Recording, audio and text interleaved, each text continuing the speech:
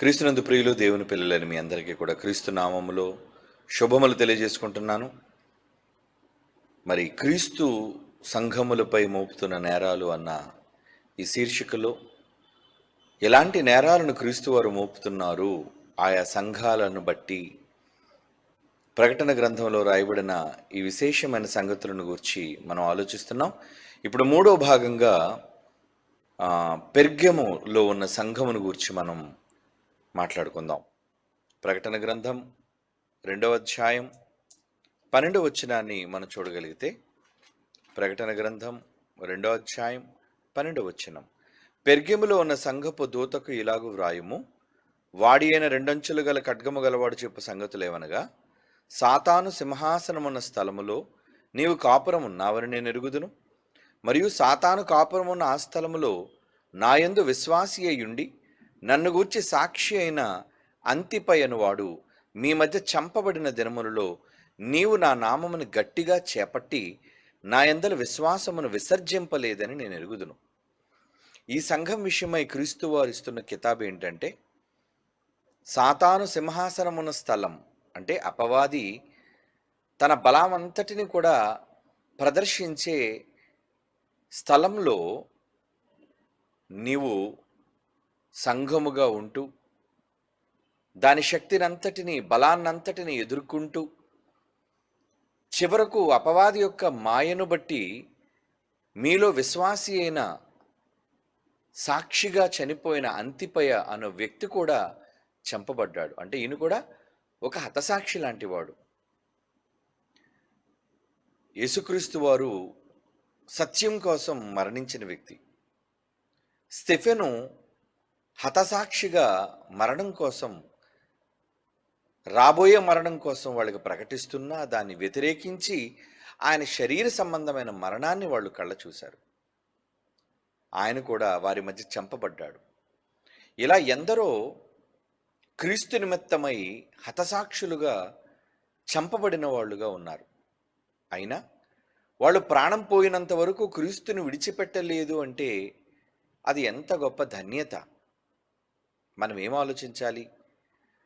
వారు యేసుక్రీస్తు వారిని వదిలేయడానికి ఇష్టపడలేదు, కానీ తమ ప్రాణాన్ని వదులుకోవడానికి సిద్ధపడ్డారు. అంటే వాళ్ళు ఎంత గొప్ప విశ్వాసులు. అటువంటి గొప్ప నైజం, స్వభావం ఈ సంఘంలో ఉందని చెబుతున్నాడు. చూడండి, ఈ పెర్గెములో ఉన్న సంఘము అపవాది తన కార్యక్రమాలన్నిటినీ కొనసాగించే సింహాసనం అంటున్నాడు. ఇక్కడ సింహాసనం అనగానే టోటల్ పవర్, అధికారం. ఈరోజు ఉత్తర భారతదేశంలో యూపీ, దాన్ని మనం ఆలోచిస్తే అక్కడ క్రైస్తవులైన వారు, సంఘాలుగా ఉన్నవాళ్ళు, అక్కడ అమలవుతున్న చట్టాలను బట్టి అక్కడ వాళ్ళు ఎదుర్కొంటున్న రాజ్య సువార్త నిమిత్తమై ఎన్నో ఇబ్బందులను వాళ్ళు ఎదుర్కొంటున్నారు. మీకు తెలుసా? అవును, అలా ఎదుర్కోవడానికి గల కారణం సాతాను తన అనుచరులైన వాళ్ళ ద్వారా ఈరోజు ఈ స్వతంత్ర భారతదేశంలో నమ్మిన వాళ్ళని గాయపరచడానికి, అవమానపరచడానికి, అవసరమైతే చంపడానికి కూడా సిద్ధపడుతున్నారు. అంటే క్రీస్తు నామం ప్రకటించబడకూడదు అనే ఒక తప్పుడు ప్రణాళికతో అందరికీ సమాన హక్కులను భారతదేశంలో కూడా మైనారిటీలుగా ఉన్న క్రైస్తవులు ఎన్నో సమస్యలను ఎదుర్కొంటున్నారు. ఏమండి, ఈరోజు చర్చిల్లోనికి వెళ్ళి ధ్వంసం చేసి, చర్చిల పైన ఉన్న సిలువలు కూడా పగులగొట్టి, అవి ఎన్నో దృశ్యాలను మనం చూసాం. ఏమండి, మరి ఇతర దేవాలయాలను, క్రైస్తవ దేవాలయాలు పగడగొట్టినంతగా, క్రైస్తవ ఆస్తులను ధ్వంసం చేసినంతగా ఇతర మతాల వారి యొక్క దేవాలయాలు ధ్వంసం చేయబడ్డాయండి? లేదు. ఈరోజు స్వతంత్రం వచ్చిన తర్వాత చెబుతున్నాను, ఎవరో మొఘళ్ళు ధ్వంసం చేశారండి, బ్రిటిష్ వారు ధ్వంసం చేశారంటే వాళ్ళంతా మూర్ఖులు. ప్రజల మీద సమానమైన ప్రేమను చూపించలేక తమ మత వ్యాప్తి కోసం వాళ్ళు చేసిన దారుణమైన అకృత్యాలు, వాటిని మనం సమర్థించం. ఎవరైనా ఏ రాచరికపు వ్యవస్థ అయినా, ఏ పాలకులైనా ఇతర మతాలను, వాళ్ళు కట్టుకున్న నిర్మాణాలను కూలదోస్తే అది తప్పు. మరి ఈరోజు స్వతంత్ర మనలను మనమే పరిపాలించుకుంటున్నాం. మనం బానిస బ్రతుకులు లేవు మనవి. ఇలాంటి సందర్భంలో కూడా క్రైస్తవ్యం ఎంతో ఇబ్బందిని ఎదుర్కొంటుంది. సువార్త ప్రకటిస్తుంటే అడ్డుకుంటుంది.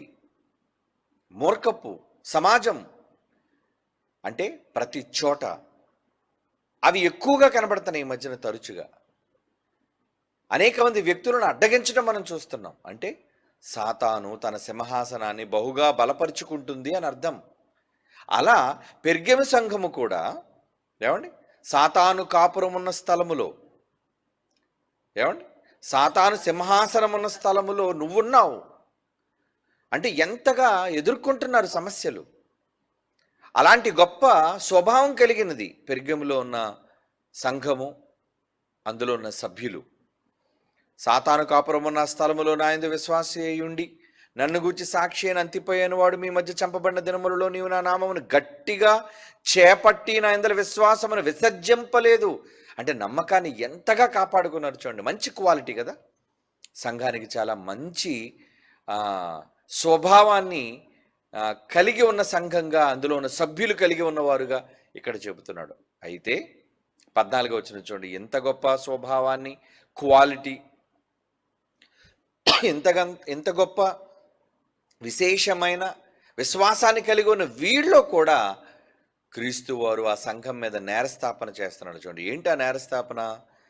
14వ వచనం, ప్రకటన గ్రంథం 2వ అధ్యాయం 14వ వచనం. ఆయనను నీ మీద కొన్ని తప్పిదములు, ఒకటి కాదండి, మొదటి సంఘం మీద అయితే ఒకటే మోపాడు, కానీ ఇక్కడ నేను నీ మీద కొన్ని తప్పిదములు మోపవలసి ఉన్నది. కొన్ని తప్పులున్నాయి నీ మీద, నేను మోపాక తప్పట్లం లేదు. ఎందుకంటే నువ్వు ఆ తప్పులు చేస్తున్నావు. అవేవనగా చెబుతున్నాడు చూడండి. అవేవంటే విగ్రహములకు బలి ఇచ్చిన వాటిని తినునట్లును, జారత్వము చేయునట్లును, ఇశ్రాయేలులకు ఉరియొడ్డమని బాలాకునకు నేర్పిన బిలాము బోధను అనుసరించేవారు నీలో ఉన్నారు. అంటే ఈ సంఘాలలో ఉన్నవాళ్ళు ఎటువంటి నేరాలను చేస్తున్నారు చూసారా? ఇంత సాతాను సింహాసనం ఉన్న స్థలంలో కూడా తమ విశ్వాసాన్ని కాపాడుకుంటూ ఎన్నో సమస్యలు, అపవాది వాడి యొక్క సైన్యం అంతటి వలన ఎదుర్కొంటున్నా వీళ్ళలో దోషాలు చూసారా ఎలా కనబడుతున్నాయో, లోపాలు. ఏంటి ఆ నేరం? ఈ సంఘం చేస్తున్న నేరం ఏంటంట? నీ మీద కొన్ని తప్పిదములు మోపవలసి ఉన్నది. అవేవనగా విగ్రహములకు బలి ఇచ్చిన వాటిని తినునట్లు, విగ్రహాల ముందు దేవుళ్ళ కోసం బలి ఇచ్చిన వాటిని సంఘంలో ఉన్నవాళ్ళు స్వీకరించాలి, తినాలి, తినునట్లు. అలాగే జారత్వము చేయునట్లును, ఈ రెండింటిని కలిపి చెబుతుండే చూడండి. తినునట్లును, జారత్వము చేయునట్లును, ఇశ్రాయేలీయులకు ఉరియొడ్డమని, ఇశ్రాయేలీయులకు హాని కలిగించాలి అని, దేవుని ప్రజలకు హాని కలిగించాలని బాలాకునకు నేర్పిన బిలాము బోధ అంటున్నాడు చూడండి. బాలాక్ అన్నవాడు రాజు, వాడు అన్యరాజు, ఇశ్రాయేలుడు కాడు వాడు. అలాంటి అన్యరాజుకి ఇశ్రాయేలీయులను శపించాలి అని ఒక ప్రవక్త బిలాము. అలాంటి బిలాము ఏమి నేర్పించాడు బాలాక్కి? ఏమండి, ఇశ్రాయేలులకు ఉరియొడ్డమని బాలాకుకు నేర్పిన బిలాము బోధను అనుసరించేవారు నీలో ఉన్నారంటే వాడి యొక్క బోధలు ఇంకా ఈ సంఘాలలో ఉన్నాయి. అంటే వీటిని నేరాలుగా దేవుడు పరిగణిస్తున్నాడు. ఆ నేరస్థాపన నేను సంఘాల మీద చేస్తున్నాను అంటున్నాడు. మరి ఈరోజు సంఘాలలో ఈ నేరాలు ఆరోపించబడుతున్నాయా? ఈరోజు క్రైస్తవ సమాజంలో బహు విరివిగా జరుగుతున్న, గతంలో జరిగిన చర్చలు మీకు తెలుసు. ఏంటి? విగ్రహాలకు బలి ఇచ్చిన వాటిని తినొచ్చా, తినకూడదా? ఎందరో సేవకులైన వాళ్ళు డిబేట్ల పేరట కూర్చొని ఒకరితోనొకరు మాట్లాడుకొని గంటల గంటల గంటల గంటల రోజులు రోజులు రోజులు తరబడి, నెలలు నెలలు నెలలు తరబడి వాగ్వాదాలకు దిగారు. ఏమండి, ఏం తేల్చి చెప్పారు ప్రజలకి? కర్ర ఎరగనూ లేదు, పాము చావనూ లేదు. ఏది నిజమో ఏది అబద్ధమో అన్నది తెలియజేయకుండా ద్వంద్వ వైఖరితో వదిలి విడిచిపెట్టేశారు. ప్రజలారా మీరే నిర్ణయించుకోండి. ఎందుకంటే బలి ఇచ్చిన వాటిని తిన్నా తప్పు లేదని కొంతమంది వాదిస్తుంటే అసలు బలి ఇచ్చిన వాటిని తినకూడదు అని మరి కొంతమంది వాదిస్తున్నారు. ఇప్పుడు సంఘం దేనిని స్వీకరించాలి? సంఘం దేనిని అమలులోనికి తీసుకొని వాటి ప్రకారంగా చెయ్యాలి చెప్పండి? సంఘం అంత కన్ఫ్యూషన్లో ఉంది. బైబిల్లో చూస్తేనేమో తినొచ్చని ఒక దగ్గర ఉంది, తినకూడదని ఒక దగ్గర కనబడుతుంది. ఏది చెయ్యాలి అంటే ఎలాంటి నులివెచ్చని స్వభావం. ఈరోజు సంఘాలు కాపరులైన వాళ్ళు, సేవకులైన వాళ్ళు, బోధకులైన వాళ్ళు అమలు చేస్తున్నారో చూడండి. ప్రజలకు నిజాలు చెప్పటం ప్రక్కన పెట్టి బైబిల్లో ఉన్నది ఉన్నట్టుగా బోధించటం చేతకాక వీళ్ళు ఏం చేస్తున్నారు అంటే బైబిల్ను అపార్థం చేసుకుంటున్నారు. రూపకాలంకారంగా వ్రాయబడింది ప్రకటన గ్రంథం, గుర్తుపెట్టుకోండి. ఏదో సాతాను సింహాసనం అంటే ఏదో భూమి మీద వాడు ఏదో రాజ్యాన్ని స్థాపించడానికి ఒక సింహాసనం వేసుకున్నాడని కాదు. అక్కడ జరుగుతున్న వాటిని రూపకాలంకార భాషలో పోల్చి చెబుతున్నాడు. హతసాక్షులుగా చంపబడుతున్నా మీ విశ్వాసాన్ని మీరు కాపాడుకున్నారు అని చెబుతున్నాడు. ఏమండి? రెండంచులు గల వాడి అని ఖడ్గము గలవాడు చెప్పు సంగతులేమనగా అంటున్నాడు. అంటే ఇవన్నీ ఏంటి? వాక్యము, సంఘము, యేసుక్రీస్తు వారు ఆయన చెప్పాలి అనుకుంటుంది, సంఘంలో సరిచేయాలి అనుకుంటున్న వాటిని రూపకాలంకార భాషలో చెబుతున్నాడు. అంటే వాటి వెనక ఉన్న భావాలను మనం ఆలోచించాలి. సంఘం ఏం చేయాలి? ఇందులో వ్రాయబడినట్లుగా, ప్రకటన గ్రంథంలో వ్రాయబడినట్లుగా ఉన్నది ఉన్నట్లుగా తీసుకోవటం కాదు. ఆ సందర్భాలను ఎందుకు ప్రస్తావించాడు, ఆ సందర్భాలు వెనక నడిచిన గాథేంటి, నిజాలేంటి, అది ఆలోచించాలి. ఇక్కడ సంఘాన్ని 14వ వచనంలో 3 నేరాలు మోపాడు. ఏంటా 3 నేరాలు? 1 విగ్రహములకు బలి ఇచ్చిన వాటిని తినటం, 2 జారత్వము చేయటం, 3వది బిలాము బోధ. మరి ఈ 3 బైబిల్ను బట్టి మనం ఆలోచించాలి. బిలాము బోధ అంటూ బైబిల్లో ప్రత్యేకంగా ఏమీ లేదు. బిలాము బోధ అని ఎక్కడైనా ఉందండి? లేదు. అంటే బిలాము ఏమి నేర్పించాడు, ఎలాంటి బోధన ఇశ్రాయేలు వారికి నేర్పించాలి అనుకున్నాడన్న విషయాన్ని ఇక్కడ చెబుతున్నాడు. అది ఏంటో మనం సంఖ్యాకాండంలో ఆలోచించాలి. ముందు సంఖ్యాకాండం 22వ అధ్యాయాన్ని చూద్దాం. అంటే జరిగిన సందర్భాన్ని మనం ఆలోచిద్దాం. సంఖ్యాకాండం 22వ అధ్యాయం 41వ వచనం జాగ్రత్తగా చూడండి. సంఘములో ఎన్ని కన్ఫ్యూజన్ మీకు పోవాలి, నిజానిజాలను మీరు తెలుసుకోవాలి. యేసుక్రీస్తు వారు సంఘం మీద మోపుతున్న తప్పులను మనం సరిచేసుకోవాలి. ఒకవేళ మనం కూడా యేసుప్రభు సంఘాలమే కదా. ఏదో పెర్గము సంఘంతో చెబుతున్నాడు కాబట్టి ఇది మా సంఘానికి సంబంధం లేదు అనుకుందామా? పెర్గం అనే పేరు పెట్టాడు కాబట్టి ఇది మా సంఘానికి సంబంధించింది కాదు అనుకుందామా? కాదు. సంఘాలలో ప్రపంచవ్యాప్తముగా క్రీస్తు సంఘాలుగా పిలువబడుతున్న వాటిలో ఉన్న లోపాలను బైబిల్ ప్రకారంగా ఎత్తి చూపుతూ సరిచేసుకోమని చెబుతున్నాడు. శిరస్సు గనుక ఆయన శరీరంలో ఏదైనా దౌర్బల్యం, జబ్బు ప్రవేశిస్తే ఆ జబ్బును సరిచేసుకోవడానికి కదా చూస్తాం మనం. సంఘాల్లో కూడా లోపాలు తలెత్తితే ఆ లోపాలను సరిదిద్దుకోవాలి. అందుకే క్రీస్తు వారు నేరస్థాపన చేస్తున్నారు. గతంలో ఎలాంటి సంఘాల మీద ఎటువంటి నేరస్థాపనలు చేశాడో అది ఈరోజు ఈ తరంలో ఉన్న మనం వాటిని ఎలా ఆపాదించుకోవాలి, వాటిని ఎలా సరిచేసుకోవాలి అన్నది మనం విన్నాం. మరి ఇప్పుడు ఈరోజు ఈ సంఘము ద్వారా చెబుతున్న మాట మనకు ఎలా వర్తిస్తుంది? మనం దీన్ని ఎలా స్వీకరించాలి? చెప్పిన ఈ 3 విషయాలను గురించి చరిత్రలోనికి మనం వెళితే బైబిల్కు బైబిలే సమాధానం చెబుతుంది.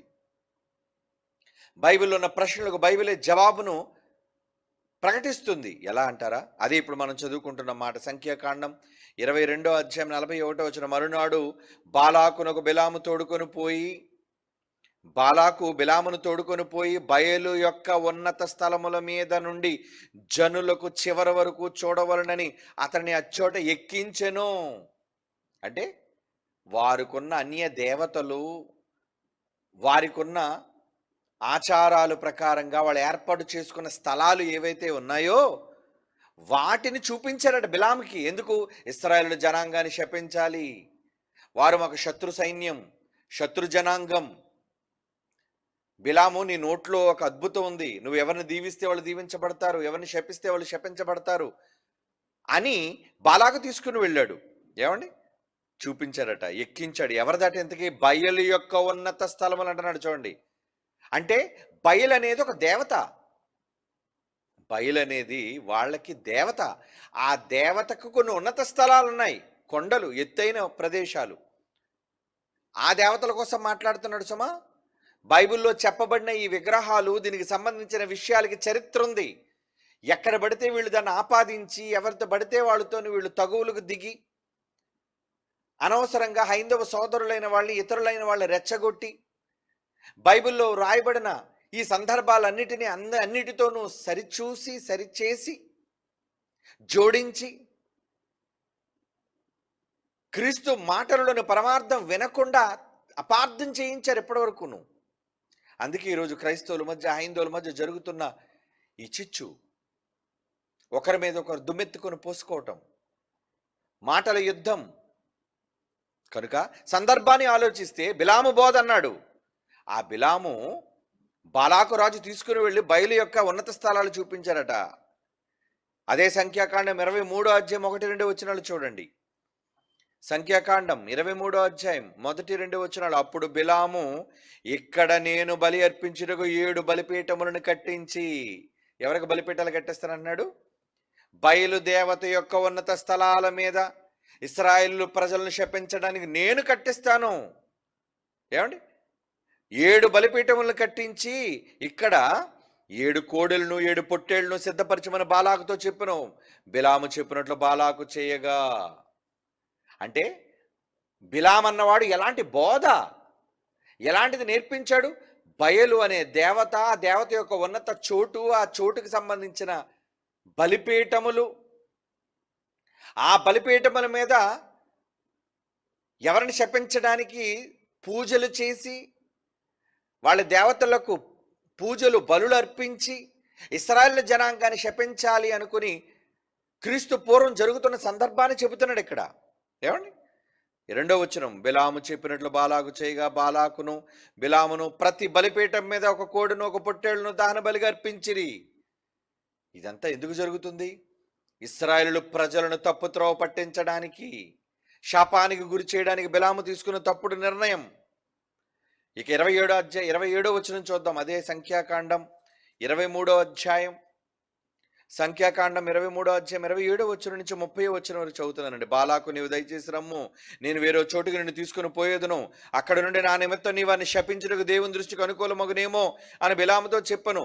బాలాకు ఎడారికి ఎదురుగానున్న పెయోరు శిఖరమునకు బిలామును తోడుకొని పోయి, ఎక్కడ తీసుకెళ్ళాడండి? పెయోరు. ఆ శిఖరం పేరేంటి? పెయోరు. పెయోరు, మర్చిపోకండి. బైబిల్లో పెయోరు అనే శిఖరం రాయబడింది. ఆ శిఖరం మీద బిలామును తోడుకొని పోయిన తరువాత బిలాము, ఇక్కడ నాకు 7 బలిపీఠములు కట్టించి ఇక్కడ 7 కోడెలను 7 పొట్టేళ్లను సిద్ధపరచమని బాలాకుతో చెప్పను. బిలాము చెప్పినట్లు బాలాకు చేసి ప్రతి బలిపీఠం మీద ఒక కోడెను పొట్టేళ్లను అర్పించిన. అదేందాడు మనం చదువుకున్న మాట. అది ఏం శిఖరం అంటున్నాడండి? అది కొండ, పెయోరు కొండ. ఎవరు వాళ్ళ దేవత? బయలు దేవత. ఆ దేవతకు బలిపీఠము పెయోరు కొండ మీద, బయలు దేవతకు పెయోరు కొండ మీద బలిపీఠం కట్టమని చెప్పాడు. ఆ దేవతకు బలిపీఠం కట్టమన్నాడు. సంఖ్యాకాండం 25వ అధ్యాయం 2వ వచనం చూడండి. సంఖ్యాకాండం 25వ అధ్యాయం 2వ వచనం. ఆ స్త్రీలు తమ దేవతల బలులకు ప్రజలను పిలువగా వీరు భోజనము చేసి వారి దేవతలకు నమస్కరించిరి. ఏమండి, ఎవరిని పిలిచారు? ఇశ్రాయేలీయులను ఆహ్వానించారండి. ఇశ్రాయేలీయులను ఆహ్వానించారు. ఎవరు ఆహ్వానించారనుకుంటున్నారు? ఏమండి, తమ దేవతలకు నమస్కారం చేయడానికి ఇశ్రాయేలుకు దేవుడు లేడా? ఇశ్రాయేలు దేవుడు ఎర్ర సముద్రాన్ని పాయలు చేసి ఐగుప్తు దేశాన్ని గడగడ వణికించి అద్భుతాలు చేసి ఫరోను అతని కొడుకును చంపి ఇశ్రాయేలుకు బానిసలకు వ్యవస్థ నుంచి విడుదల చేసి, అవునా, విడుదల చేసి వాళ్ళు విడిపించి తన బలాతిశయాన్ని చూపించాడు. వాడి కళ్ళ ముందు చూశారు, వాళ్ళు దేవుని శక్తిని చూశారు కళ్ళ ముందు. ఎంత చూసిన తరువాత వాళ్ళు ఏం ఆహ్వానిస్తున్నారటండి? మా దేవతల దగ్గరికి మీరు వస్తారా? ఆ స్త్రీలు, మళ్ళీ ఆడవాళ్ళు. ఏమండి, మొదటి వచనం చూద్దామండి, అర్థమవుతుంది.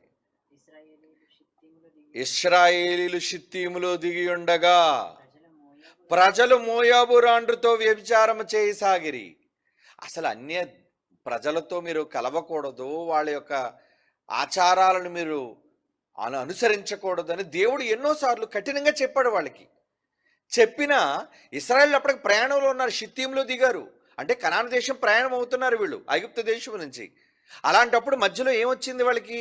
షిత్తీము లోయలో దిగారు వాళ్ళు. ఏమండి, అలా దిగి ఉన్నప్పుడు ప్రజలు ఏం చేశారట? ప్రజలంటే ఎవరు? ఇశ్రాయేలు దేవుని జనాంగం మోయాబు రాండ్రతో వ్యభిచారం చేయసాగిరి. వీళ్ళు పాపం ప్రారంభించారట. ఆ స్త్రీలు ఎవరు? మోయాబు రాండ్రు స్త్రీలు ఉన్నారే, రండి మా ఇంటికి రండి, మా దేవతలకు మొక్కండి అని వాళ్ళు పిలిచారు. అలా పిలిచినప్పుడు ఆ స్త్రీలు తమ దేవతల బలులకు ప్రజలను పిలువగా, అంటే మోయాబీయులు ఇశ్రాయేలీయులని తమ దేవతల విగ్రహాలకు బలులర్పించేటప్పుడు రండి అని పిలిచారండి. పిలిచినప్పుడు వీళ్ళు ఏం చేశారు? వీరు భోజనము చేసి, ఇశ్రాయేలు చూడండి ఏం చేశారో, ఈ మాట చూడాలి మీరు 2వ వచనంలో. ఆ స్త్రీలు తమ దేవతల బలులకు ప్రజలను పిలువగా వీరు భోజనము చేసి వారి దేవతలకు నమస్కరించిరి. నమస్కారం చెయ్యాలా? వాళ్ళ విగ్రహాలకి, వాళ్ళ దేవుళ్ళకి. ఏమంటే మోయాబీల దేవత బయలు అన్నది మోయాబీల దేవత. దానికి నువ్వు నమస్కరించడం ఏంటి? నీకు దేవుడు లేడా? ఆయన నేను తప్ప వేరే దేవుడు నీకు లేడు అని దేవుడు ఇశ్రాయేలుకు చెప్పాడే. మరి వీళ్ళు ఏం చేస్తున్నారు? ఏమండి, అంటే వీళ్ళకి ఏమైనా జ్ఞానం ఉందా? లేదు. అంటే సంఘంలో ఉన్నవాళ్ళు ఎందుకు అలా చేస్తున్నారు? బిలాము బోధ, దయ్యములకు బలిపీఠముల మీద అర్పించిన వాటిని తినటం, విగ్రహాలకు బలిగా అర్పించిన వాటిని ఎందుకు తిన్నారంటే ఎవరి కోసం చెబుతున్నాడు ఈ మాటలు, ఈ సందర్భాలు? అసలు ఇశ్రాయేలు ఏం చేశారు అది కదా తెలియాలి. అదే ఈ రోజున సంఘములో ఉన్నవాళ్ళు, ఏ సంఘం? పెర్గెములో ఉన్న సంఘములో ఉన్న వాళ్ళు చేస్తున్నారు. ముందు వాళ్ళు ఏ విధంగా చేశారో తెలుసుకుంటేనే కదా, వాళ్ళు ఏ విధంగా చేశారో తెలుసుకుంటేనే కదా ఈ సంఘం చేసిన నేరం ఏంటో మనకు అర్థమయ్యేది.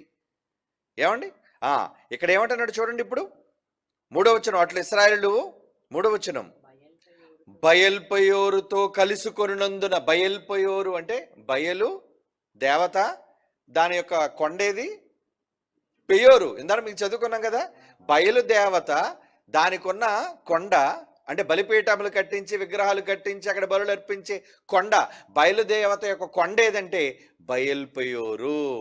పెయోరు కొండ అయితే ఈ బయలుదేవత నమస్కరించడానికి బయల్పయోరు కొండని దానికి పేరు పెట్టారు. ఇట్లు 3వ వచనం అందుకే అన్నాడు, ఇశ్రాయేలీయులు దేవుని ప్రజలు బయల్పయోరుతో కలిసికొనున్నందున వారి మీద యెహోవా కోపము రగులుకొనెను. ఎందుకు బాధ వచ్చింది దేవుడికి?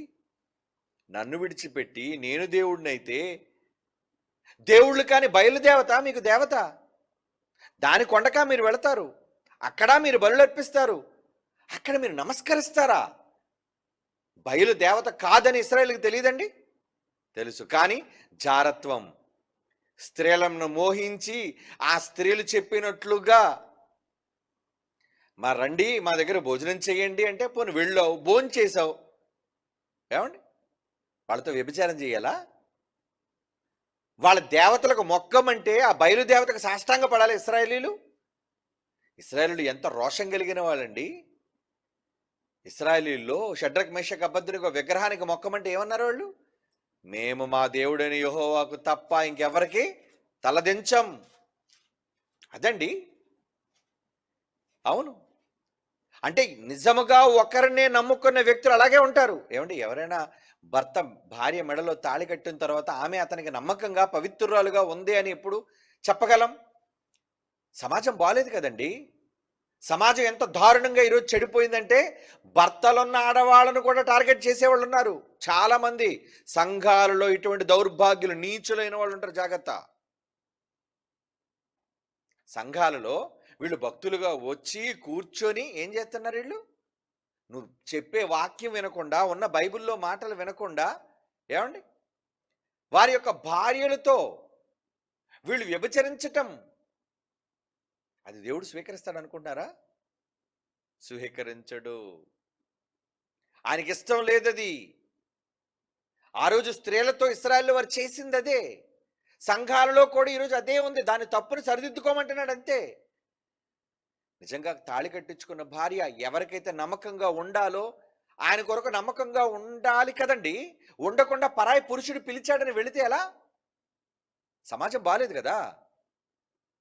రోడ్డు అంటే వెళ్తున్నారు, వాడికి పెళ్లి కానిదైనా ఒకటే, పెళ్ళైనదైనా ఒకటే. చివరికి సమాజం ఎంత దారుణంగా దిగజారిపోయిందంటే ఆమె వృద్ధురాలను కూడా చూడలేదండి. చిన్న పసిబిడ్డ ఉయ్యాలలో ఒక 5 నెలలు పసిపాపను కూడా చూడలేదండి. అంత కామాంధులుగా మారిపోయారు ఈ సమాజం. ఏమండి? గతంలో ఒకవేళ ఒక స్త్రీని ఏమైనా అనాలి అంటే, అయ్యో ఈమె వివాహితరా, ఆమె మెడలో మంగళసూత్రం ఉంది, ఆమె కాళ్ళకు మెట్టులు ఉన్నాయి, మనం ఈమె జోలికి వెళ్ళకూడదు అనుకునేదండి ఒకప్పుడు సభ్య సమాజం. ఇప్పుడు అమ్మాయిల కన్నా వీళ్ళే బెటర్. ఎందుకంటే వీళ్ళు ఈ సునాయాసంగా మనం వీళ్ళని ఆకర్షించవచ్చు. ఈరోజు చాలా మంది యువత అలాగే ఉందండి. యువత, ముఖ్యంగా యువత పెళ్ళైన వివాహితులను వాళ్ళు టార్గెట్ చేస్తున్నారు. కుర్రాడు, నీకు నచ్చితే పెళ్లి చేసుకోరా ఎవరినైనా? స్త్రీలు లేరా? పెళ్లి చేసుకోవడానికి స్త్రీలు లేరండి ప్రపంచంలో? మరి మరొకరి భార్యను నువ్వు కావాలని కోరుకోవడం ఏంటి? యవనస్తులై ఉండి. అవునా కదా, మీరు చెప్పండి. ఇటువంటివి జరుగుతున్నాయి కనుకనే సంఘంలో వీటన్నిటిని గురించి ఎత్తి మాట్లాడుతూ ఆయన ఏమంటున్నాడు చూడండి. ఇప్పుడు చదవండి ఆ మాట, 3వ వచనం, సంఖ్యాకాండం 25:3. ఇట్లు తమ ఇశ్రాయేలీయులు బయలు పేరుతో కలుసుకున్నందున వారి మీద యెహోవా కోపం రగులుకొనును కాబట్టి మోషే ఇశ్రాయేలీయుల న్యాయాధిపతులను పిలిపించి, మీలో ప్రతివాడు బయలు పేరుతో కలుసుకున్న తన తన వంశములోని వారిని చంపవలనని చెప్పారు. ఇంత కఠినంగా నిర్ణయం తీసుకున్నాడు చూడండి తండ్రి. చంపేయండి వాళ్ళని. ఎవరెవరైతే ఇంత దారుణానికి ఒడిగట్టారో చంపేయండి. తట్టుకోలేడు. తనను కాదని తన స్థానంలో ఇంక ఎవరిని నిలబెట్టినా తండ్రి అయిన దేవుడు మనస్కరించడు, అంగీకరించడు. అని ఎలా అంగీకరించలేదో 9వ వచనం చూడండి. 24,000 మంది ఆ తెగులు చేత చనిపోయారు. ఎంతమంది చంపారటండి? 24,000. 10 మంది చస్తేనే అయ్యో అంటాం. 100 మంది ఒక భూకంపంలో చచ్చిపోతేనే శవాలు భయంకరంగా ఉండదు పరిస్థితి. అలాంటిది 1000 కాదండి, 24,000 మందిని చంపేశాడు ఆ రోజు. ఎంత కోపం దేవునికి. అవునా? ఎందుకట అంత కోపం? ఏమండి? 11వ వచనం చూడండి. వారి మధ్య నేను ఓర్వలేని దానిని తాను ఓర్వలేకపోవటం వలన ఇశ్రాయేలు మీద నుండి నా కోపము మళ్లించను గనుక నేను ఓర్వలేకయుండి ఇశ్రాయేలీయులను నశింప చేయలేదు అంటున్నాడు చూడండి. సంఖ్యాకాండం 25వ అధ్యాయంలోని 10వ వచనం చదివితే, యెహోవా మోషేకి ఇలాగూ ఆజ్ఞ ఇచ్చెను, యాజకుడైన అహరోను మనుమడును ఎలియాజరుడైన కుమారుడైన ఫీనెహాసు ఏం చేశాడు? జరుగుతున్న వ్యభిచారానికి ఇద్దరిలోనికి ఒక బల్లెని దించి చంపేశాడండి. అంటే దేవతల దగ్గర, వాళ్ళ స్త్రీల దగ్గరికి వెళ్ళటం తప్పు. వాళ్ళు అన్య జనాంగం, ఇశ్రాయేలు కారు. వాళ్ళు మిమ్మల్ని పిలిచారు. పిలిచినప్పుడు మీరు మీ దేవుడు కాదని ఆ దేవత దగ్గరికి మీరు ఎలా వెళ్ళారు? బయలు దేవత దగ్గరికి వెళ్ళటం మాత్రమే కాకుండా వాళ్ళతో భోంచేసి వాళ్ళతో పడుకొని ఇన్ని పనులు మీరు చేస్తే ఏమంటున్నాడండి? నేను ఓర్వలేను. తాను ఓర్వలేకపోవటం వలన సహించగలడా? ఏ భర్త అయినా తన భార్య మరొకరితో పడుకుంటుంది అంటే సహిస్తాడు చెప్పండి? లేదే, సహించలేడే. మరి యేసుక్రీస్తు వారు సంఘం గూర్చి అదే మాట అన్నారు. అలాగే తండ్రి అయిన దేవుడు సంఘాన్ని గూర్చి, ఇశ్రాయేలు గూర్చి ఏమన్నాడు తెలుసా? ఇశ్రాయేలీయులకు నేను భర్తనై ఉన్నాను అంటాడు. నిన్ను సృజించువాడు నీకు భర్త అంటాడు. ఏమండి? నిన్ను సృజించువాడు మీకు భర్త అయి ఉన్నాను అంటాడు చూడండి. యెషయా గ్రంథం 54వ అధ్యాయం 5వ వచనం అండి. యెషయా గ్రంథం 54వ అధ్యాయం 5వ వచనం. నిన్ను సృజించిన వాడు నీకు భర్త అయి ఉన్నాడు, సైన్యములకు అధిపతిగా యెహోవా అని ఆయనకు పేరు అంటున్నాడు చూడండి. అంటే నేను మిమ్మల్ని మీరు భారీగా అని నేను అనుకుంటే, రూపకలంకరంగా చెప్తున్నానండి, నేను ఒక భర్తని అనుకుంటే నన్ను నమ్ముకొని నాకు నమ్మకంగా బ్రతకకుండా ఎవరో ఒక దేవతకు మీరు వెళ్ళటం ఏంటి? దానికి మీరు బలులు అర్పించడం ఏంటి?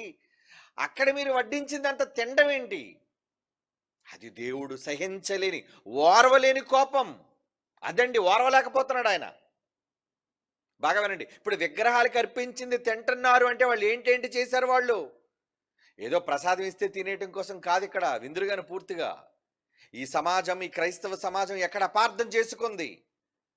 తమలో ఉన్న తప్పులను ఏ విధంగా సరిదిద్దుకోవాలో తెలియక అమాయకులైన వాళ్ళు రెచ్చగొట్టి మీరు ఎలా చేయకండి, మీరు అలా చేయండి, ఇలా చేస్తే తప్పు, అలా చేస్తే తప్పు అని చాలా మందిని కఠినంగా మాట్లాడారండి.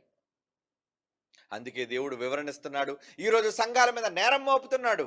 ఏంటా నేరం? ఏం చేస్తే నేరం? ఇదిగో ఇటువంటి కార్యక్రమాలు. అంటే నేను దేవుణ్ణైతే నన్ను కాదని నా స్థానంలో ఎవరినో నిలబెట్టి అక్కడ మీరు బలులు అర్పించడం ఏంటి? దానికి వెళ్ళి మీరు నమస్కరించడం ఏంటి? నమస్కారం చేస్తారా? ఏమండి? ఏదో పరాయి వాళ్ళు ఇంటికి పిలిచారు, వాళ్ళు పురుషుడు పిలిచారంటే వెళ్ళారు, వాళ్ళతో పాటు తిన్నారు. ఆ ఇంటిలో ఉన్న పురుషుడు ఏమండి మన భార్యని వచ్చి ఆ రాత్రి నీవు ఈ రాత్రి ఇక్కడే ఉండాలి, నాతో సైనించాలి అంటే అది న్యాయమా?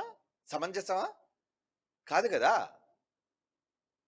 ఆయన భర్త లేకుండా ఒంటరిగా నిన్ను పిలవడమే తప్పు, నువ్వు వెళ్ళటం తప్పు, వెళ్ళిన తర్వాత ఈ విధంగా చెప్పడం మరింత తప్పు.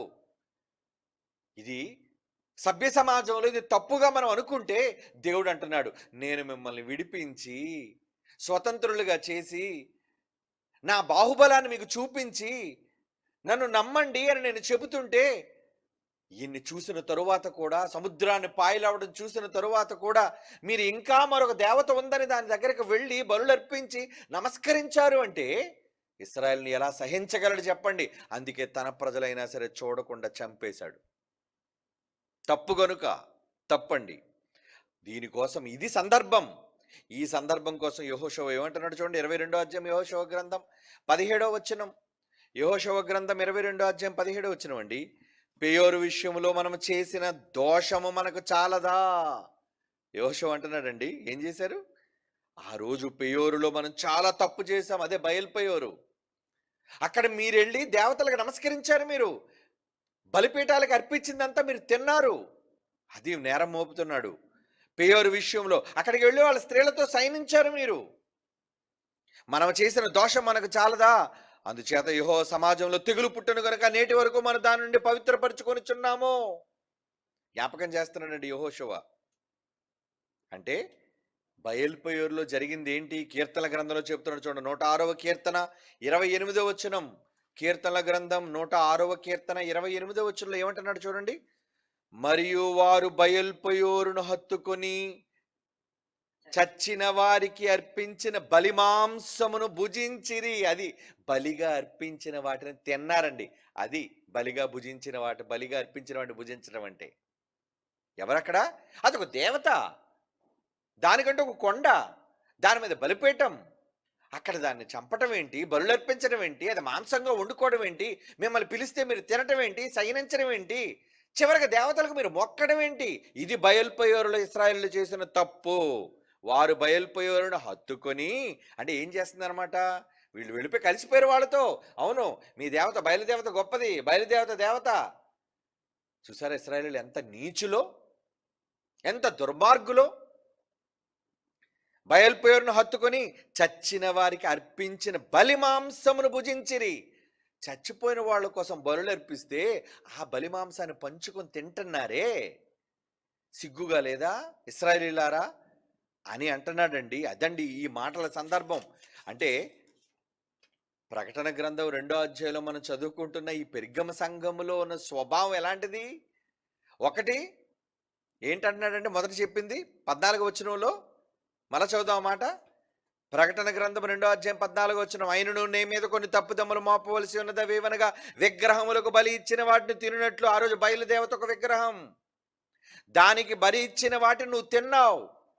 బలిపీఠాలు కట్టించి దాని మీద బలులు అర్పించిన వాటిని మీరు తిన్నారు. వాళ్ళతో సైనించారు, జారత్వము చేయనట్లును. ఇశ్రాయేలుకు ఉరియొడ్డవని నేను బాలాకు నేర్పిన బిలాము బోధ. అక్కడ ఈ బిలామును ఎందుకు కలిపాడు అక్కడ? ఎందుకంటే ఈ బిలాము అక్కడికి వెళ్ళి బలిపీఠాలు కట్టించి ఆ బయలుపోయారు, బయలుదేవత దగ్గర బలులర్పించి ఇశ్రాయేలుకు శాపాలు ఇవ్వాలనుకున్నాడు. ఇలాంటి వారి దగ్గరగా మీరు వెళ్ళారు, అలాంటి వారితోనా మీరు సంబంధం పెట్టుకున్నారు అక్రమంగా. అంటే ఇటువంటి స్వభావం సంఘాలలో ఉంది. దేవుడు వద్దన్న వాటిని, దేవుడు తృణీకరించిన వాటిని. ఏమండి? అంటే బయల్పెయోరు కోసం, బయలు కోసం, విగ్రహాలకు అర్పించిన వాటిని తినడం కోసం ఎందుకంటున్నాడు ఇక్కడ? ఇశ్రాయేలు చేసిన తప్పిదాలను చెబుతున్నాడండి. వాళ్ళు ఎలాంటి చేశారంటే, పెట్టింది తినటం మాత్రమే కాదు, వాళ్ళు వెళ్ళి వాళ్ళ దేవతలకు నమస్కారము చేశారు అంటున్నాడు చూడండి. ఓకే, ద్వితీయోపదేశకాండం చదువుదాం. ద్వితీయోపదేశకాండం 12:30 ఈరోజు సంఘాలకి ఏం తప్పు మోపుతున్నాడు?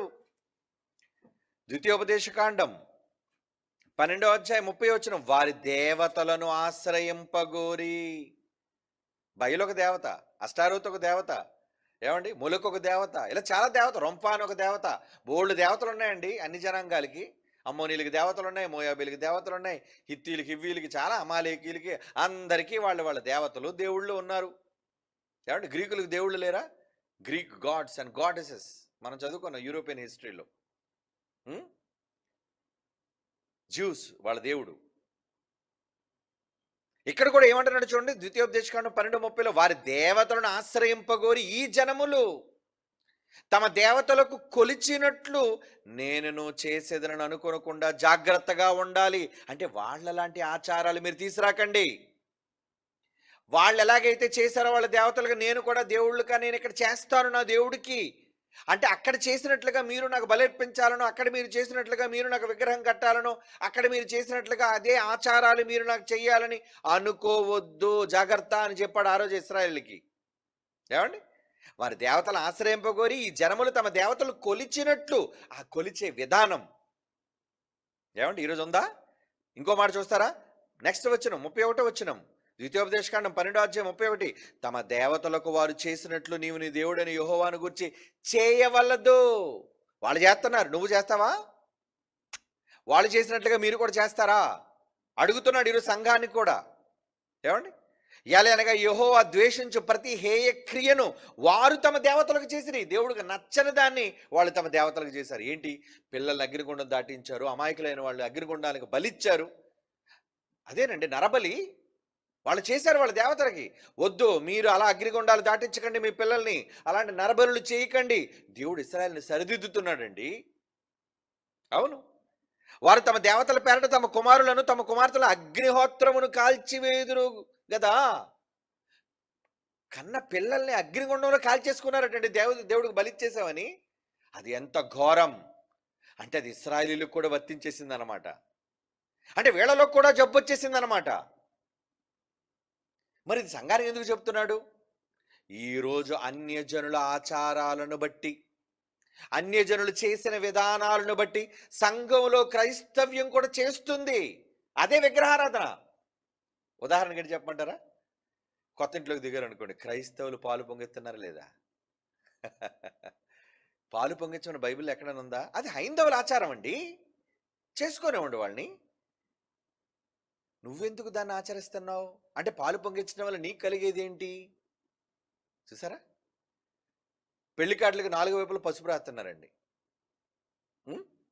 అంటే వీళ్ళు చేస్తున్న ఆచారాలు ఇంకా చెప్పమంటారా? ఇవి ఇంకా చిన్నవండి. పెద్ద పెద్దవేంటో తెలుసా అండి?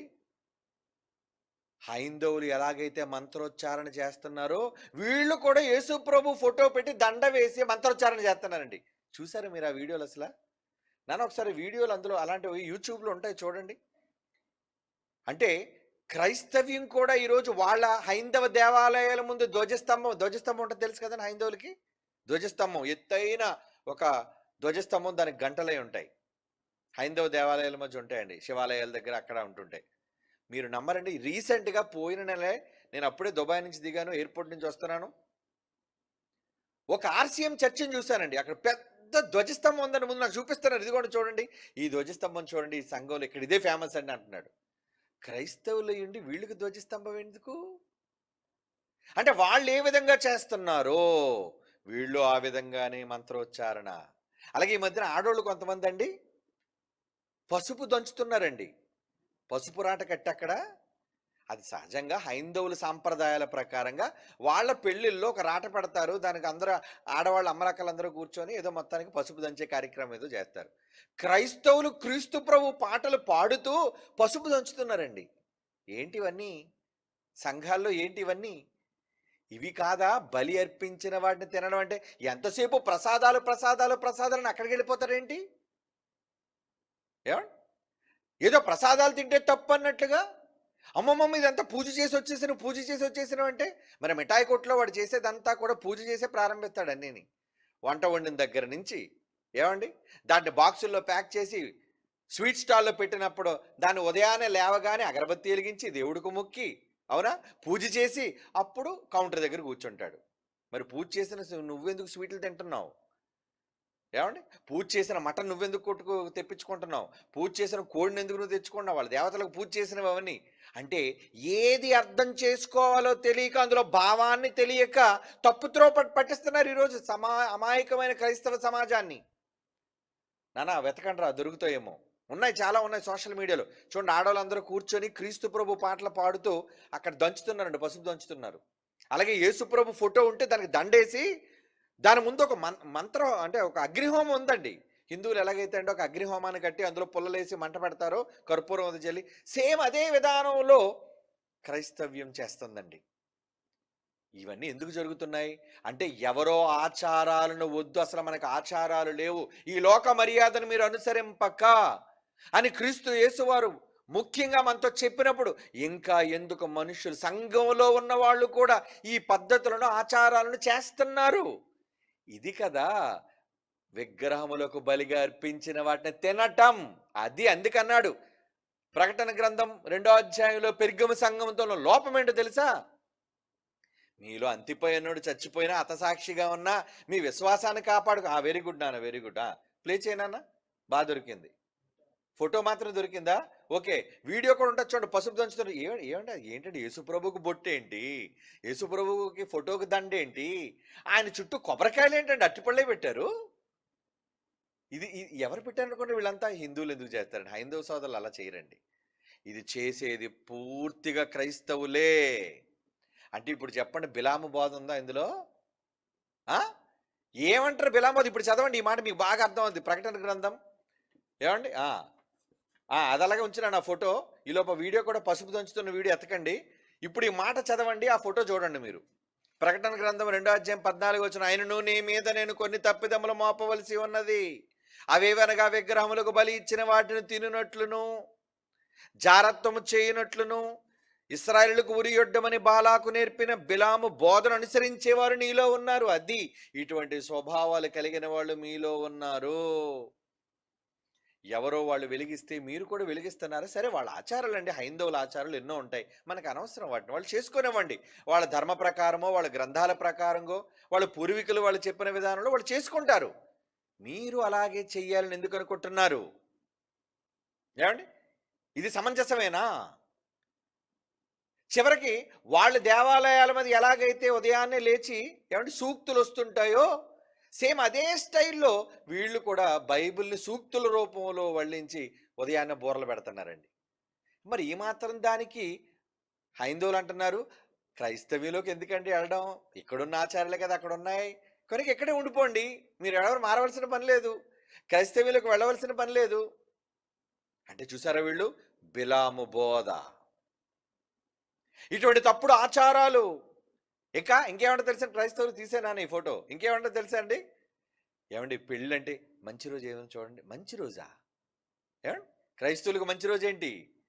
నిజంగా క్రైస్తవులు కూడా హిందువులు పెళ్లి జరిగించుకునే, హైందవ సోదరులు పెట్టుకుంటారు కదా ముహూర్తాలు, ఆ టైముల్లోనే వీళ్ళు కూడా పెళ్ళిళ్ళు పెట్టుకున్నారండి. నాకు తెలిసి ఈ విషయాలు మీరు ఒప్పుకున్నా ఒప్పుకోపోయినా ఇది నిజం. అంటే ఏంటి? మంచి ముహూర్తం అండి, మంచి సమయం అటండి, మంచి రోజటండి. లేవా? ఇవి లేవనుకున్నారా మీరు? 100% క్రైస్తవ్యంలో ఉన్నాయి.